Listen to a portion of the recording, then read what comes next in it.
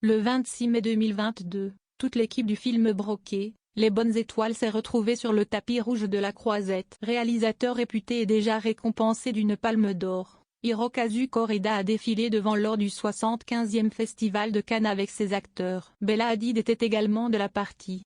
Toute l'équipe du film Broqué, Les Bonnes Étoiles a foulé les marches du tapis rouge le 26 mai 2022 au festival. Mais pas que.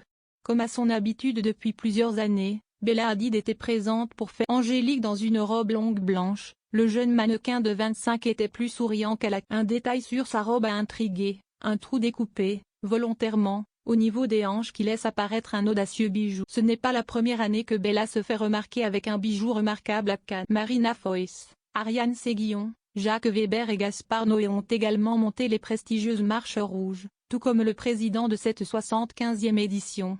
Après avoir remporté la Palme d'Or en 2018 pour le film Une affaire de famille, le réalisateur Hirokazu Koreeda signe son grand retour en France avec ce long-métrage qui s'attaque à un sujet clivant en Asie, celui des baby box, des boîtes à bébés qui permettent d'abandonner un enfant de manière totalement un phénomène qui serait malheureusement en plein essor en Corée du Sud depuis le durcissement des lois d'adoption. Le pitch de ce film tourné en Corée du Sud.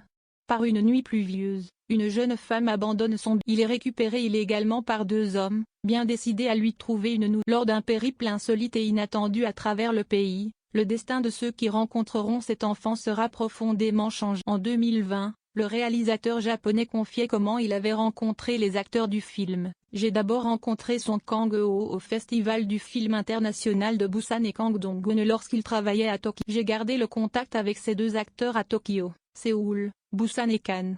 Au départ, on s'encourageait simplement, mais à force de discuter on en est arrivé naturellement à parler faire un film ensemble. J'ai travaillé avec Beduna en 2009 et je me suis dit, j'espère qu'on pourra retravailler ensemble, cette fois avec un personnage humain. Elle jouait une poupée gonflable dans Erdol, note de la rédaction, et ce rêve s'est réalisé plus de 10 ans après. La sortie au cinéma de Broqué, Les Bonnes Étoiles est prévue pour le 7 décembre 2020.